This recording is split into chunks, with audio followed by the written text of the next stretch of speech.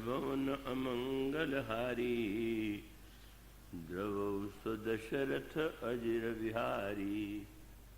करि प्रणाम राम ही त्रिपुरारी, हरसि सुधा सम गिरा उचारी।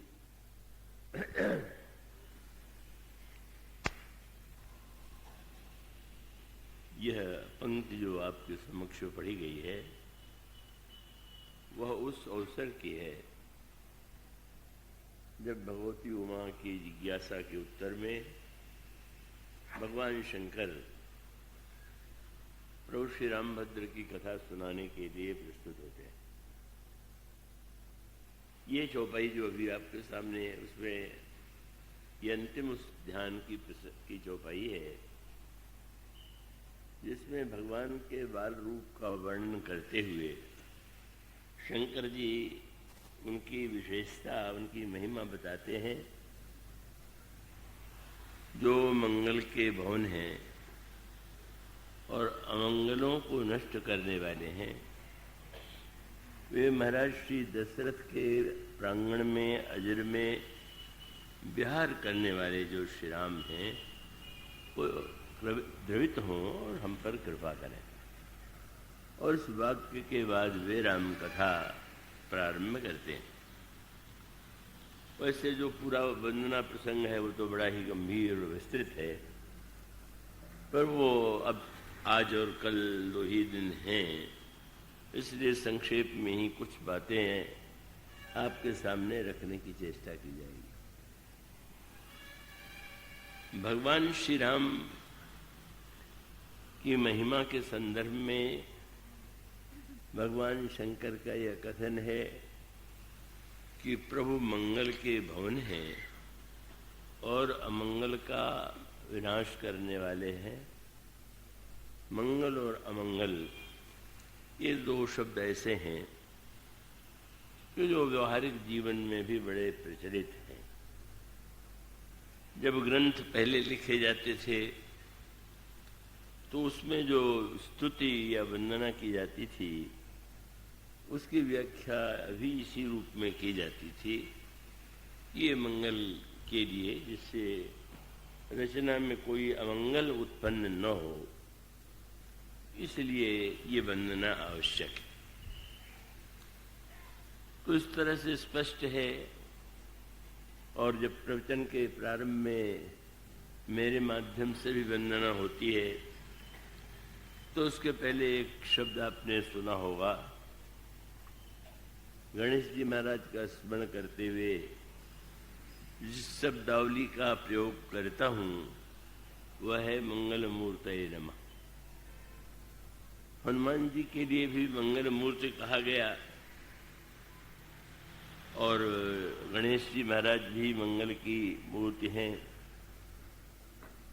और गोस्वामी जी महाराज जब श्री रामचरितमानस की रचना प्रारंभ करते हैं तो उसमें एक श्लोक आपको पढ़ने को मिलेगा और श्लोक है वर्णानाम अर्थसंघानाम रसानाम छंदसाम्पि, और अंतिम वाक्य है मंगलानाम च कर्तारो वंदे वाणी विनायको।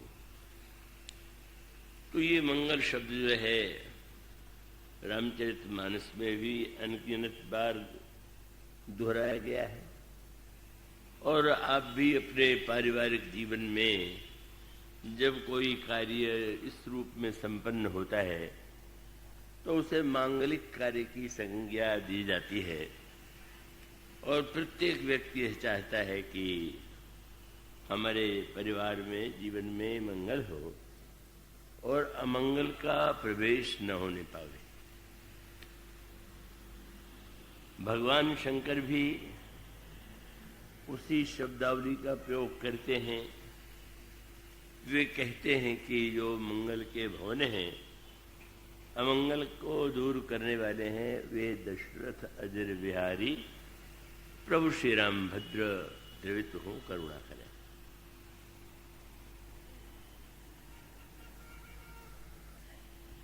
भगवान शंकर की दृष्टि में मंगल और अमंगल का क्या तात्पर्य है, ऐसे उस रूप में नहीं लिया जाना चाहिए जैसे साधारण व्यक्ति मंगल या अमंगल की कल्पना करता है।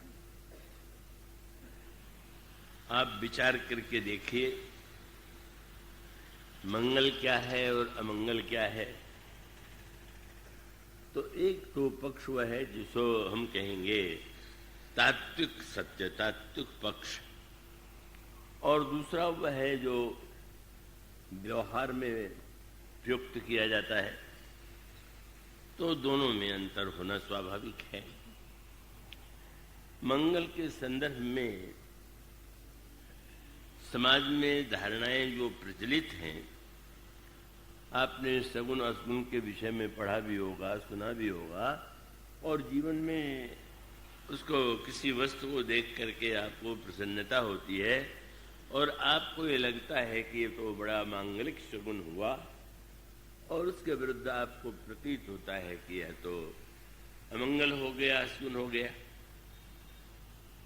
पर आप इसको तात्विक दृष्टि से यदि देखें, व्यवहारिक दृष्टि का महत्व तो कम नहीं है। व्यवहार में तो व्यवहारिक दृष्टि का ही प्रयोग होता है, लेकिन एक सूत्र पर आप गहराई से विचार कीजिए तो ज्योतिष शास्त्र में या शगुन शास्त्र में जिन वस्तुओं को शगुन के रूप में और कुछ वस्तुओं को जो अशगुन के रूप में कहा गया, उसके पीछे कोई तर्क नहीं। अगर कोई व्यक्ति ये चेष्टा करे कि ये लिखा हुआ है कि ये शगुन है और ये अशगुन है, तो वो माना हुआ एक सत्य है, कोई वास्तविक सत्य नहीं। और बड़ी अनोखी बातें हैं। अब वो बात बहुत सी जानते होंगे, अब वो बात थोड़ी बड़ी अटपटी भी रखती। कहते हैं कि अगर यात्रा करते हुए सन्यासी दिखाई दे जाए तो आप शगुन लीजिए। सन्यासी को हम भगवान नारायण का रूप मान करके उसकी वंदना करते हैं। सर्वश्रेष्ठ आश्रम पर वो कहते हैं कि नहीं, सन्यासी। और उससे भी बड़ी विचित्र बात लिखी है, उसको आप सही अर्थों में लेंगे कि वेश्या का दर्शन शुभ है। कैसी विचित्र सी बात है, पर है। शगुन शास्त्र तो यही कहता है।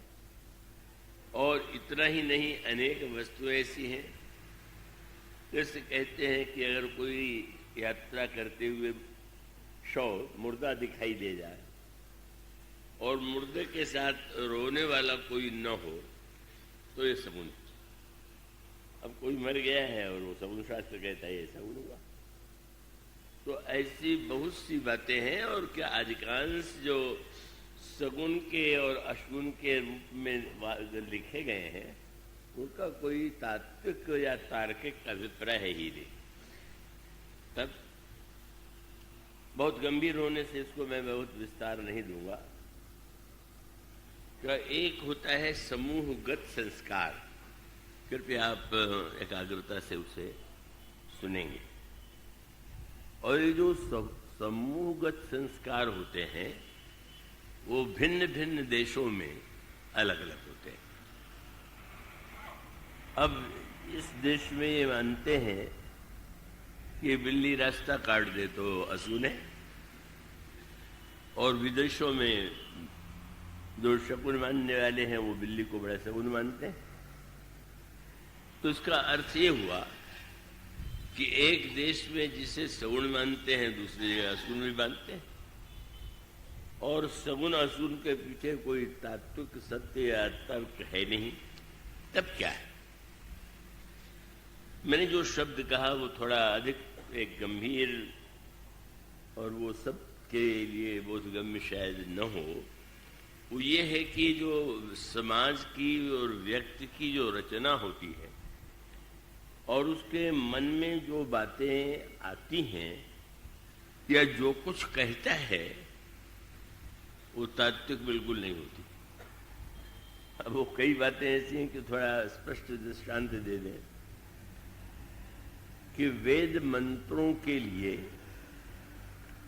हमारे परंपरिया है, मानते हैं कि वो किसी व्यक्ति की रचना नहीं है। वो जो मंत्र आपके सामने विद्वानों से आप सुनते हैं, उसके दृष्टा का नाम मंत्र है। माने मंत्र उसने देखा कहिए या सुना कहिए, वो श्रुति है, और उन्होंने जो सुना वो प्रस्तुत किया, वो मंत्र का रूप बन गया। और वो उसके मंत्र का जब उच्चारण करते हैं तो उस मंत्र का ऋषि कौन है, इस बात का भी स्मरण किया जाता है। यह जो इसके पीछे जो तात्पर्य है वो क्या है? उसका तात्पर्य यह है कि जब कोई व्यक्ति रचना करने बैठेगा, लिखने बैठेगा, तो उसमें देशगत, कालगत, परिवारगत संस्कार अवश्य होंगे।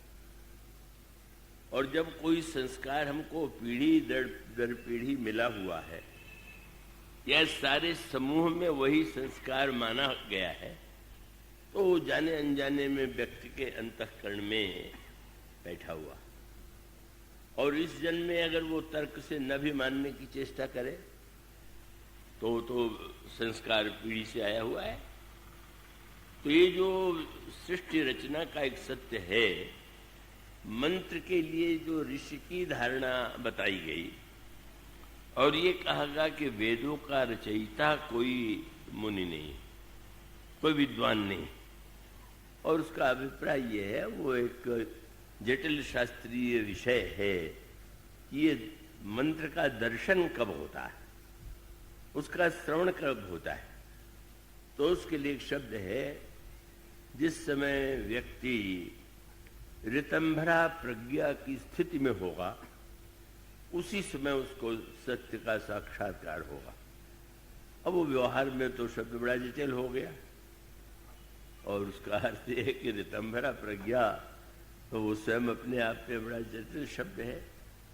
इसका अभिप्राय ये है, आप अगर ग्रंथों में अध्ययन में आप रुचि रखते हो और दर्शन शास्त्र को आप पढ़ते हो, तो आप उसमें एक पद्धति योग की, और योग के माध्यम का तात्पर्य क्या है, मैं थोड़ी देर बाद चेष्टा करूंगा कि वो अत्यंत सरल हो जाए, पर वो विप्रसंग है तो उसकी चर्चा आवश्यक है। तो उसका मूल तात्पर्य यह है कि वस्तुतः बुद्धि तो प्रत्येक व्यक्ति के पास है, मन भी है और चित्त और अहंकार भी है। लेकिन कोई वस्तु आपके पास हो, वो गंदी हो गई हो, मैली हो गई हो, वस्तु होते हुए भी वो तो अपने सही रूप में नहीं।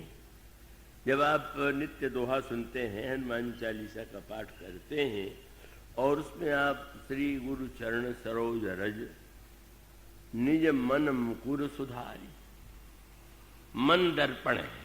मन दर्पण सबके पास है, पर मन दर्पण के साथ गुरु की भक्ति का तात्पर्य क्या है? व्यक्ति को दो वस्तुओं की आवश्यकता है। अगर आप दूसरे को देखना चाहते हो तो आंखें चाहिए, पर अपने को देखना चाहें तो केवल आंखों से आपका काम नहीं चलेगा।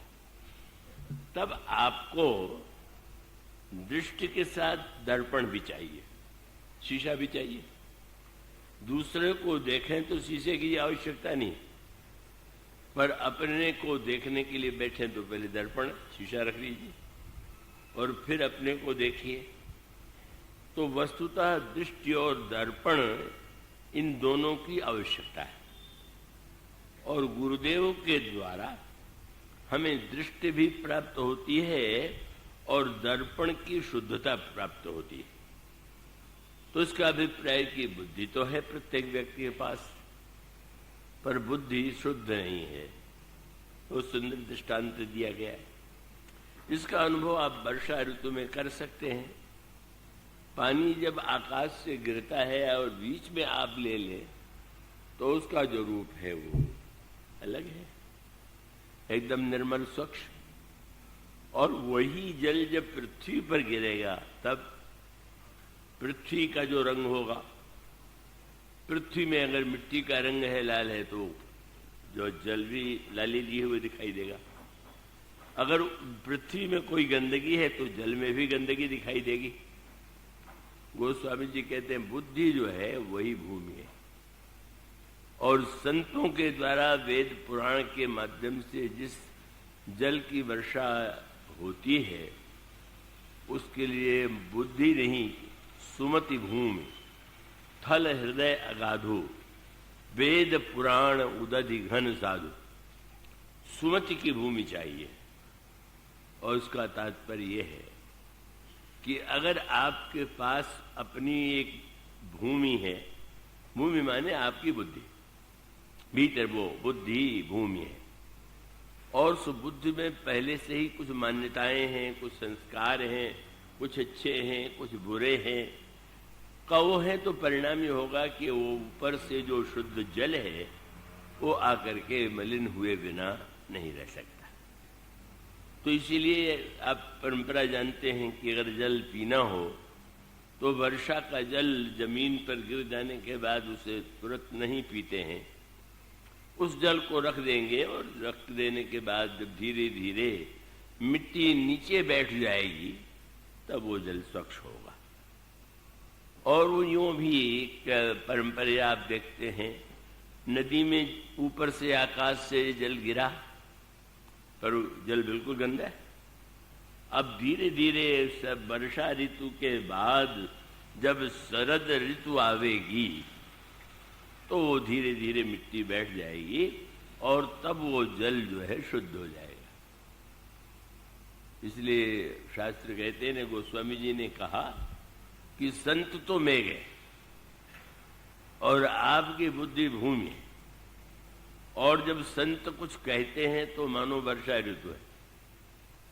और सुनने के बाद जरा ध्यान से, धैर्य पूर्वक, और सुनने के बाद भी फिर विचार कीजिए। उसके लिए जो शब्द है वो बड़ा सांकेतिक, और वो शब्द है सुमति भूमि थल हृदय अगाधु वेद पुराण उदधि घन साधु बरसहि राम सुयस बर बारी मधुर मनोहर मंगलकारी। लेकिन वहां पर बोले सुखद शीत रुचि चारु चिराना। पहले जीवन में वर्षा के समय जल मत पीजिए, जब वर्षा के जल की मिट्टी बैठ जाए तब वो पवित्र है, और वो धीरे धीरे बैठती है मिट्टी, और जब वर्षा के बाद शरद ऋतु आती है तो जल स्वच्छ हो जाता है। क्या इसका अभिप्राय कि हम बड़े बुद्धिमान हैं, ये समझ करके आप अगर जीवन में व्यवहार करेंगे तो बुद्धि में जो दोष हैं वो जीवन में आए बिना नहीं रहेंगे। तो ये जो शास्त्रों में ध्यान की पद्धति है, शास्त्रों में जो व्यक्ति योगाभ्यास के द्वारा का वो अंतःकरण की शुद्धि शब्द आपने सुना होगा, उसका अर्थ है तो, पर वो शुद्ध नहीं। पहले वो शुद्ध तो हो, और उसके शुद्ध के लिए गुरुदेव का वर्ण करते हैं कि गुरुपद रज मृदु मंजुल अंजन और नयन अमीय दिग दोष विजंजन। गुरुदेव के चरण की धूल जो है वो विवेक के रूप में जो नेत्र है उसके लिए अंजन है। और अयोध्या कांड के प्रारंभ में कहते हैं श्री गुरु चरण सरोज रज निज मन मुकुर सुधारी वर्णव रघुबर विमल यश जो दायक फलचारी। और इसका सीधा सा तात्पर्य कि मन आपके पास है, बुद्धि आपके पास है, पर वो मन भी मलिन है, और बुद्धि भी, जिसको आप बड़ा बुद्धिमत्ता पूर्वक मानते हैं कि हम बड़े बुद्धिमान हैं, वो बुद्धि भी अनेक संस्कारों से मलिन हो चुकी है। सत्संग करने का अर्थ क्या हुआ? सत्संग करने का अभिप्राय यह है, या गुरु के चरणों का आश्रय लेने का तात्पर्य है कि हमारे मन में जो दोष या मन में जो अपवित्रता आ गई हो दूर हो, हमारे मन का दर्पण स्वच्छ हो जाए, और उसके साथ साथ मेरी दृष्टि में जो कमी है वो दूर हो जाए। यही साधना का उद्देश्य है। और साधना के उद्देश्य ऋतंभरा प्रज्ञा माने जितनी बातें आपको पढ़ाई गई, सुनाई गई, सिखाई गई, आपको उससे ऊपर उठाना है। अभी मत उठ जाइएगा, अभी आप वहीं रहिएगा, वहीं से धीरे धीरे उठिएगा। इसीलिए हमारे आश्रम में अंतिम आश्रम संन्यास है। अब यज्ञोपवीत में कितना विद्वानों को बुलाया जाता है, मंत्रोच्चार होता है और बड़ा दिव्य, सचमुच उपवीत का संस्कार बड़ा दिव्य है, लेकिन सन्यासी जनेऊ को उतार के रख देता है। यह चोटी के प्रति हमारे मन में बड़ा महत्व है, होना भी चाहिए, लेकिन सन्यासी ने उस चोटी को भी, तो उसका अर्थ बड़ा गंभीर है। और उसका अभिप्राय कि जो कुछ आप मानते रहे हैं उसके द्वारा आप व्यवहार भले ही करें, लेकिन आपको तो धीरे धीरे उससे ऊपर उठना ही चाहिए। और जो ये प्रकार के जो बुरे संस्कार हैं, पहले उनको मिटाइए, और बुरे संस्कारों के बाद जिसे हम अच्छा संस्कार कहते हैं, वो अभी जब मिट जाए तब अंतःकरण में जो जिस दिव्य प्रज्ञा का उदय होता है उसी का नाम है ऋतंभरा प्रज्ञा। वह प्रज्ञा कि जिसमें केवल सत्य का उदय होता है और कुछ नहीं। इसलिए यह जो धारणा एक सामाजिक है, मान्यता प्रचलित है, वो व्यवहारिक अर्थों में उपयोगी है और उसे मानना बिल्कुल ठीक है। समय से पहले उसको न मानना भी ठीक नहीं है, पर धीरे धीरे उस धारणा से उठने का प्रयास कीजिए और मंगल अमंगल को वस्तुगत मत देखिए, देशगत या परिवारगत मत देखिए। जैसे आप देवता की पूजा करें और आप देवता को पुष्प चढ़ावें और पुष्प या माला गिर पड़े तो कहते बड़ा सगुन हुआ।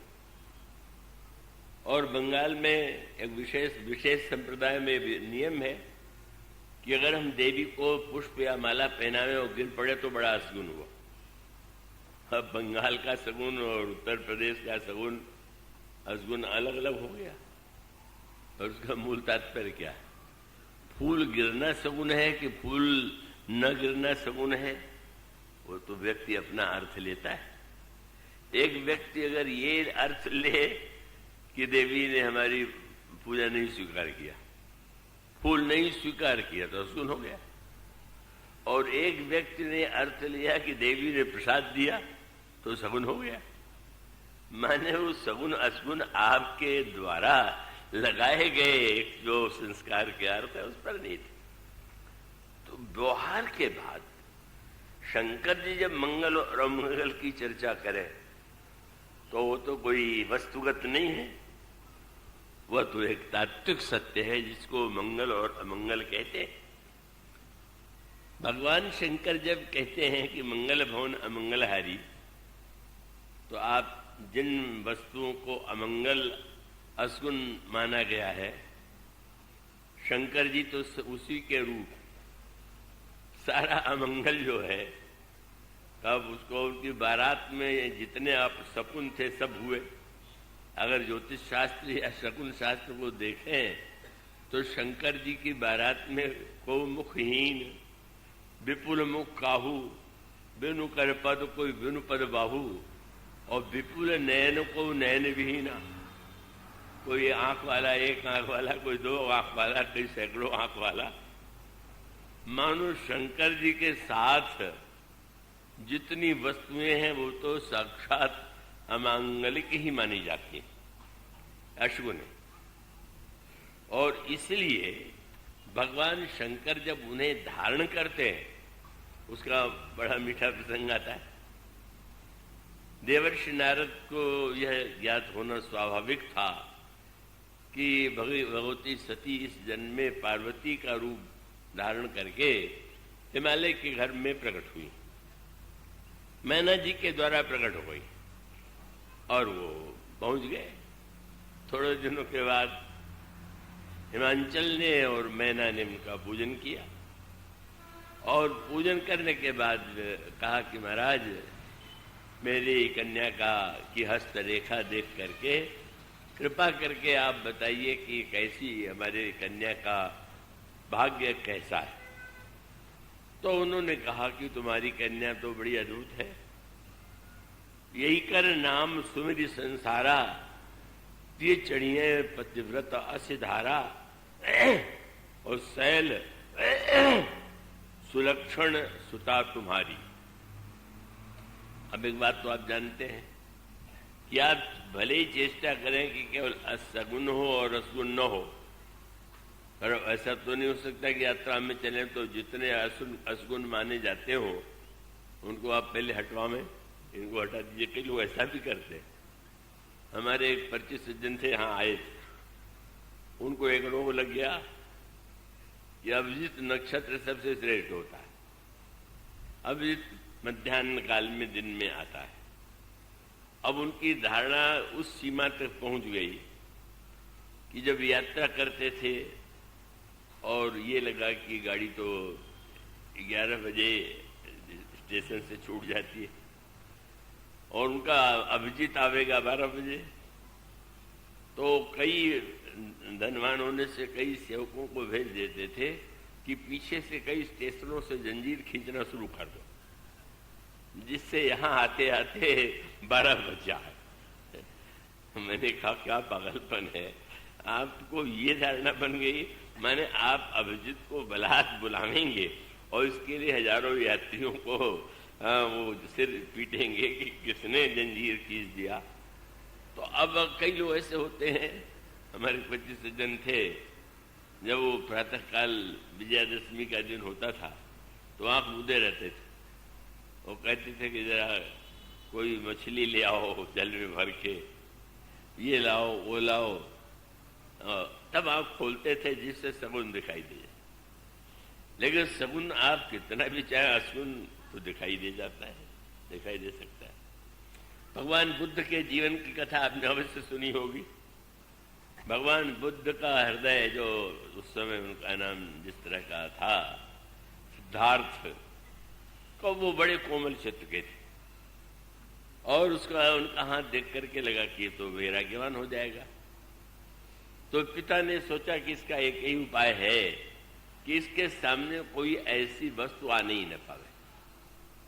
वो अगर बूढ़ा दिखाई देगा तो इसके मन में एक बड़ा मनुष्य की मृत दिखाई देगा तो उसको ऐसा, उन्होंने बहुत चेष्टा किया लेकिन अंत में वो दिखाई भी पड़ा और वो नित्य देखते रहते तो शायद प्रभाव नहीं पड़ता। जो लोग नित्य देखते हैं उसके आदी हो जाते हैं।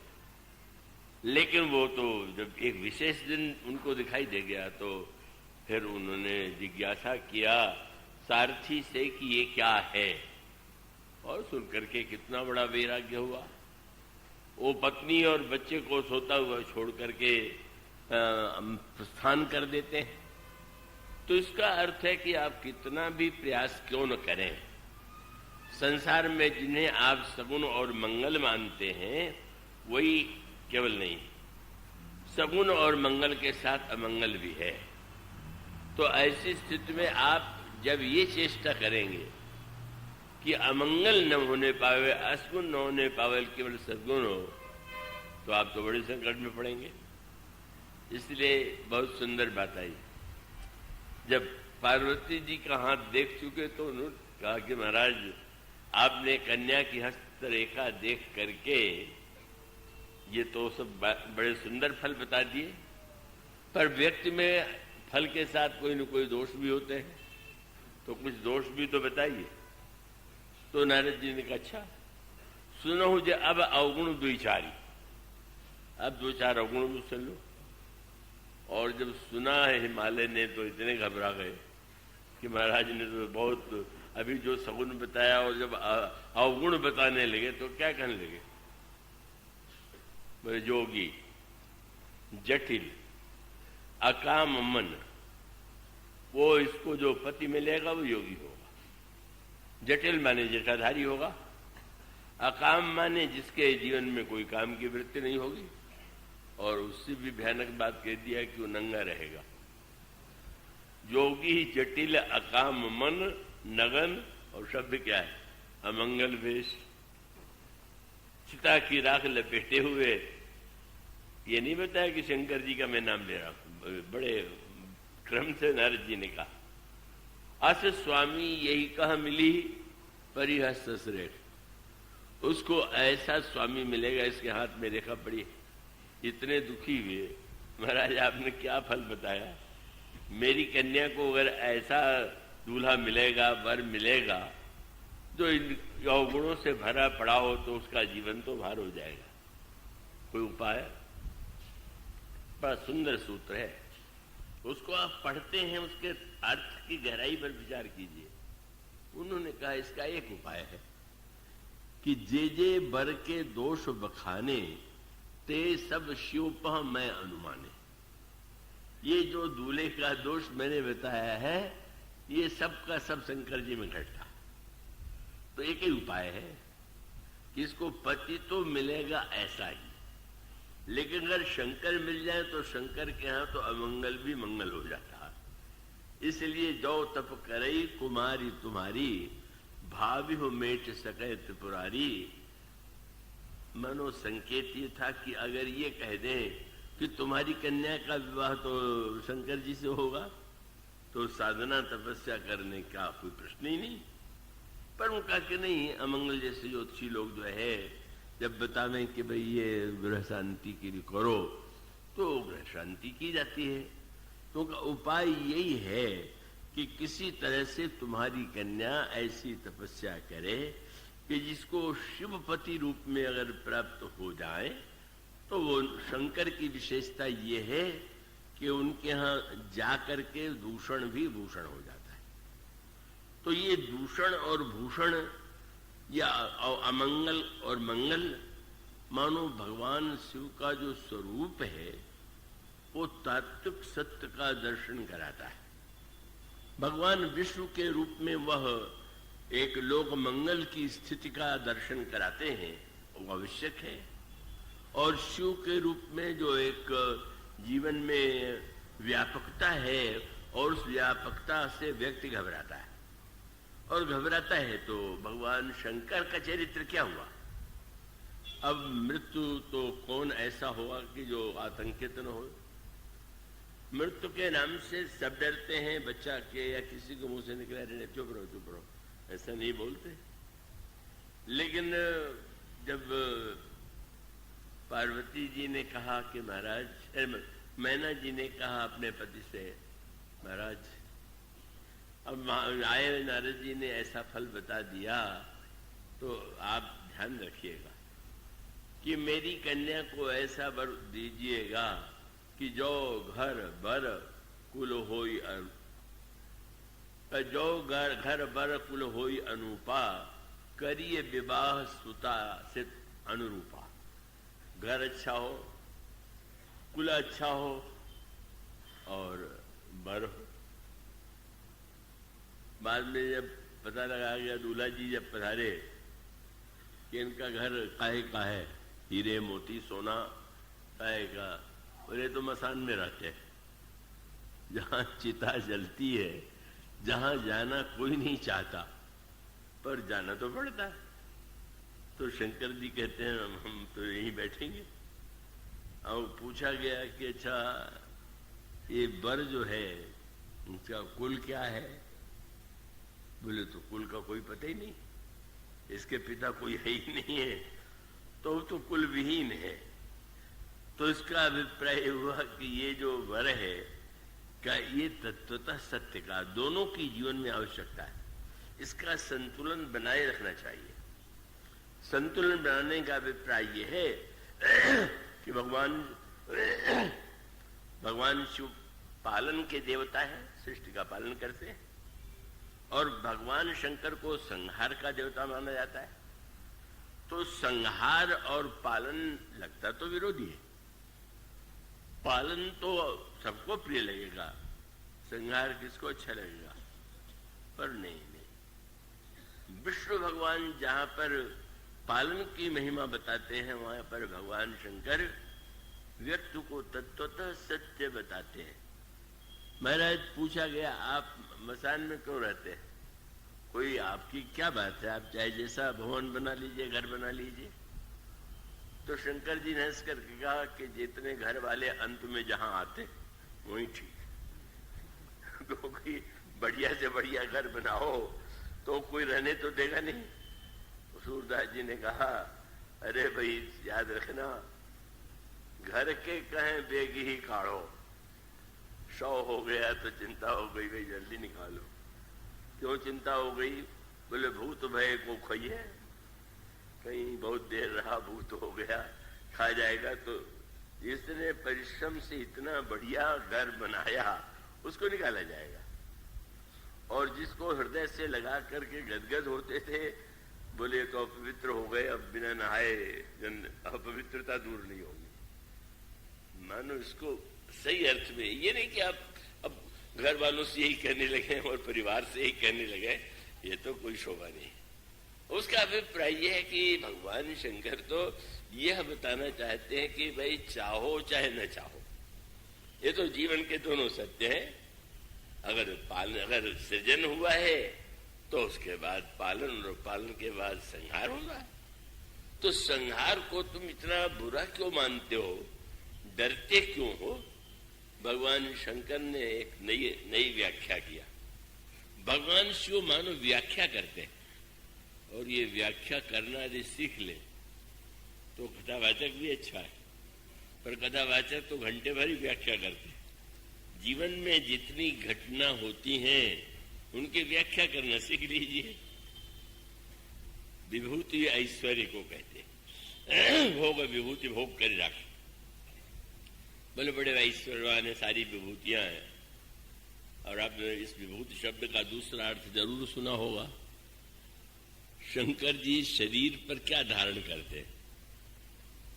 अब वो कहा जाता है कि चिता की जो राख है वो शंकर जी शरीर पर लगाते महाराज। और उसका नाम ये भी आप जानते होंगे कि शंकर जी जो चिता की राख धारण करते उसका नाम विभूति है।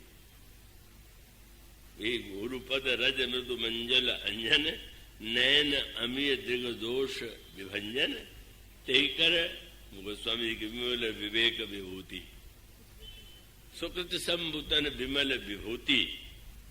बहुत सुंदर बात है। विभूति माने धन हो, सोना हो, हीरा हो, मोती हो तो विभूति हुई।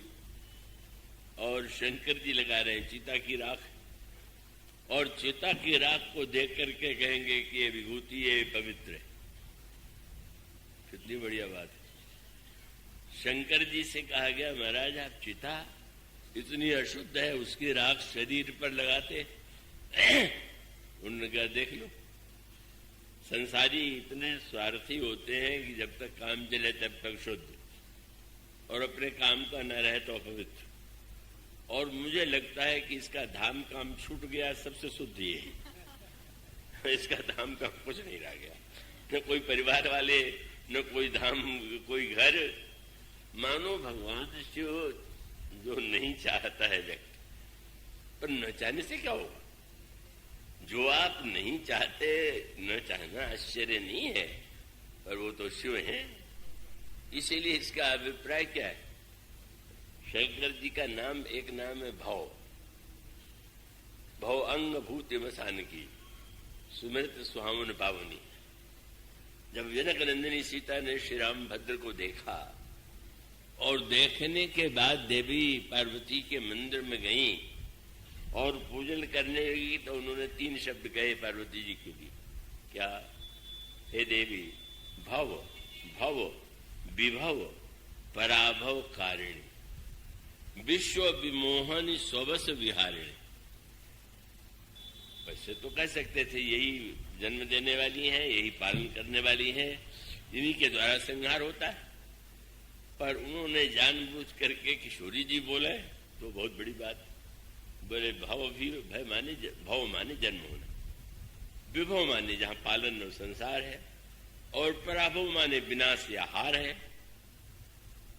तो भव तक भी अच्छा लगता है, और वैभव तो बहुत ही अच्छा लगता है, पर पराभव क्या किसी को अच्छा लगता है क्या? क्या आपको पराभव हारना अच्छा लगेगा क्या? किशोरी जी से किसी ने पूछा कि आपने इन एक ही शब्दों को क्यों चुना 3 बार अलग अलग रूपों में? तो मैं ये बताना चाहती थी कि ऊपर से तीनों में देखने में अलगाव तो है, पर वो भाव तो तीनों में समान ही है। भाव में भी भाव है, विभव में भी भाव है और पराभव में भी भाव। जीवन की जो भी स्थिति हो उसमें अगर आप आनंदित हैं तो मानो आप भाव को पहचान लिया। यह जो भाव तत्व है जो बड़ी कठिनाई से समझाता है, तो ये जो भगवान शिव का स्वरूप है उसका मुख्य तात्पर्य है तत्व ज्ञान।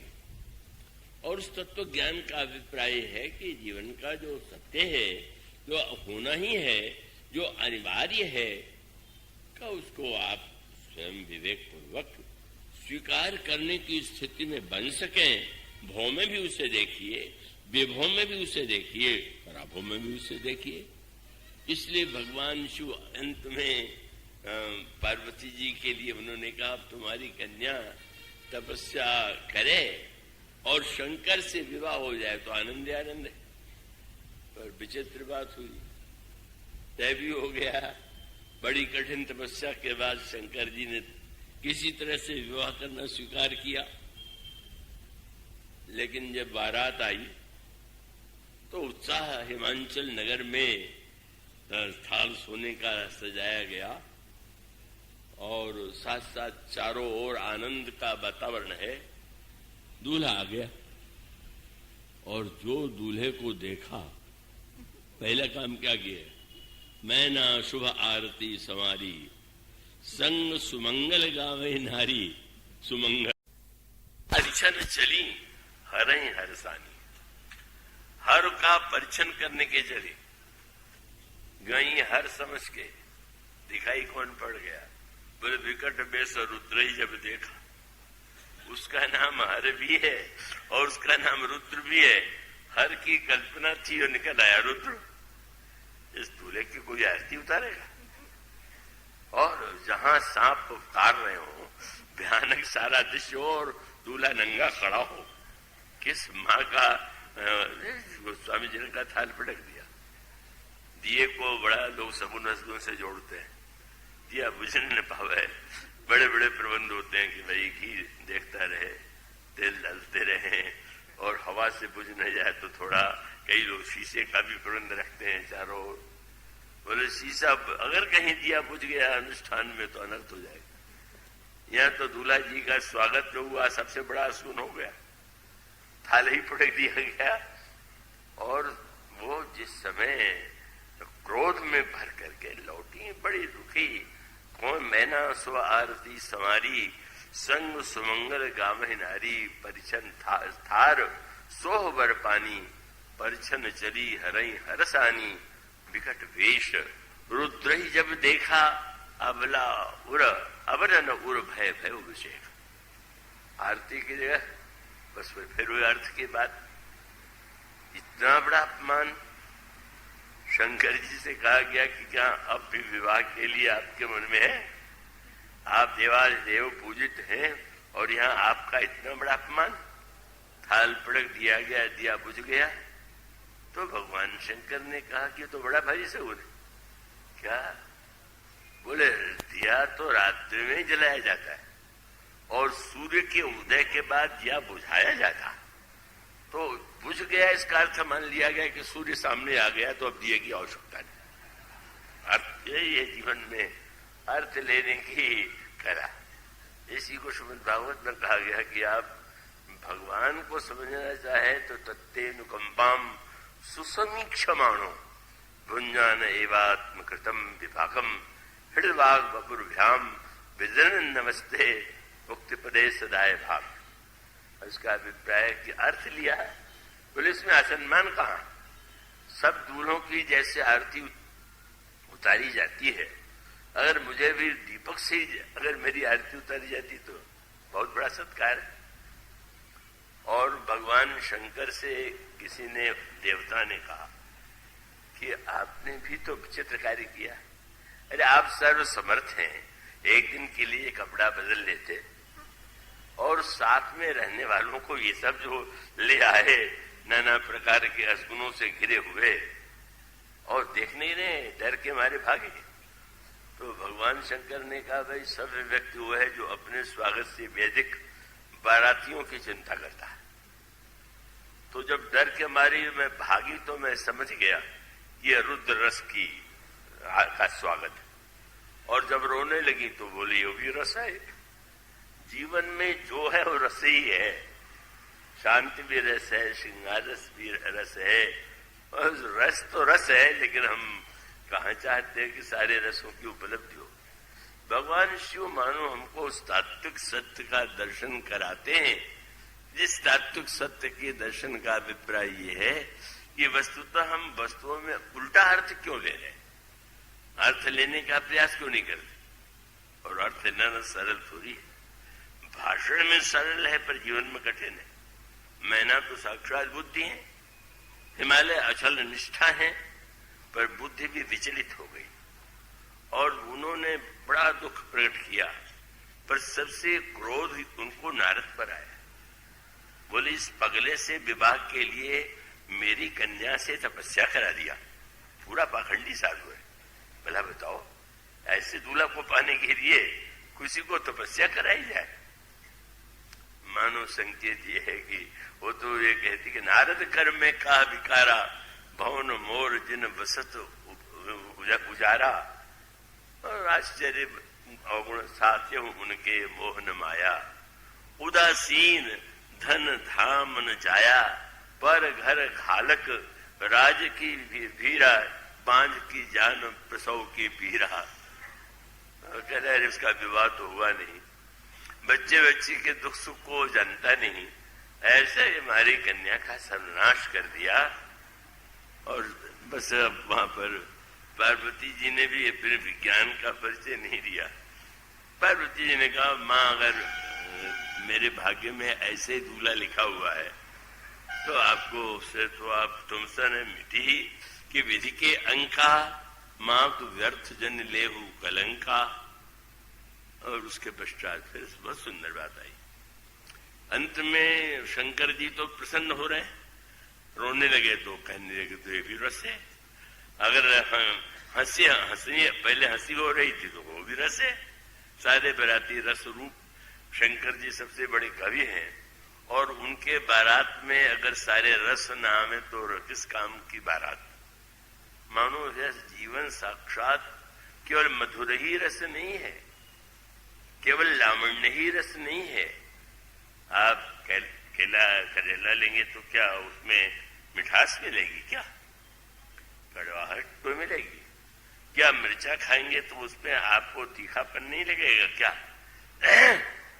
इसी तरह से काव्य में भी सारा रस और जीवन में भी सारा रस, सब में रस की जो वृत्ति है वही वस्तुतः शिव की दृष्टि है।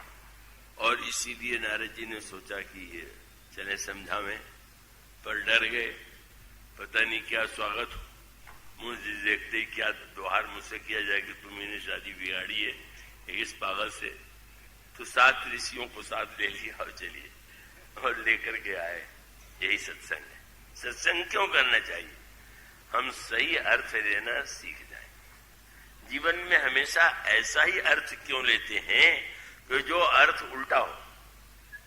अगर आप सही अर्थ ले तो बुरा भी अर्थ आपको अच्छा अर्थ लगने लगेगा। तब उन्होंने शंकर जी ने कहा, नारद जी ने कहा, आप इतना रो क्यों रहे, इतना आपको बुरा क्यों लग रहा? बुरा तो बहुत था, पर अब 7 महात्मा बैठे हैं तो इतना बुरा कैसे कहें? बोले महाराज, जब मैं अपनी कन्या के लिए दुखी नहीं होंगी तो कौन होगा? मां तो कन्या के लिए दुखी होती है। तो शंकर जी ने वहीं से प्रारंभ किया कि पहले यह निर्णय हो जाए कि आप इनकी माता हैं कि ये आपकी माता। आपने जगन माता को अपनी बेटी मान लिया, आपकी चिंता उन्हें होती होगी और उनकी चिंता आप कर रहे। और फिर पूरा जो वर्णन किया, और तब वो सब तब मैना हिमवंत आनंदे, मैना के रूप में जो बुद्धि है, जब सत्संग के द्वारा बुद्धि परिवर्तित हो गई तो परिवर्तित हो जाने के पश्चात आनंद की बाढ़ आ गई। विवाह बड़े मंगलमय स्वरूप में संपन्न हुआ। भगवान शिव का यह जो स्वरूप है, किसी ने पूछा कि आप इससे सिद्ध क्या करना चाहते हैं? आप ये अमंगल के नाना प्रकार के पदार्थ जो है लेकर क्यों यात्रा कर रहे हैं? आप बदल सकते हैं, आप रूप भी बदल सकते हैं, सब कुछ बदल सकते हैं। भगवान शंकर ने कहा कि भाई मैं तुलना करके दिखाना चाहता था। क्या? बोले मंगल भवन अमंगल हारी। मंगल भवन भगवान और अमंगल हारी हमारे भगवान हमारे साथ है। तो मैं देखना चाहता था कि मंगल बड़ा है कि अमंगल बड़े। हम लोगों को अमंगल बड़ा दिखाई देता। बिल्ली बुरी है, आपका विश्वास कुछ नहीं। शास्त्र ने लिखा कि जिनकर, शंकर जी कहते हैं, जिनकर नाम लेत जग माही सकल अमंगल मूल निशान। जिनका नाम लेने से समस्त अमंगल मिट जाते हैं। मानो शंकर जी यह बताना चाहते हैं कि आप अमंगल से इसलिए डरते हैं कि भगवान के नाम के, भगवान के रूप के तत्व पर, उस पर आपका विश्वास नहीं। कोई अशगुन क्यों न हो, आप अगर केवल उसको भगवान के संदर्भ में जोड़ के देख सकें, यह लगने लगे क्या सगुन असगुन अमंगल मंगल, वो तो सभी हमारे प्रभु के अनगिनत रूप हैं। और इनके मूल में जो निर्मित वस्तु धातु है वो एक ही है। और आप भगवान का नाम ले लें और भगवान का नाम लेकर के यात्रा करें, लौट आए तो इसका अभिप्राय अमंगल पर आपका विश्वास, और नाम लेकर के आगे बढ़ गए तो फिर इसका अर्थ है भगवान के नाम की बंदो बाल रूप सोई रामू सोई सब सिद्ध सुलभ जपत जिसु नामू।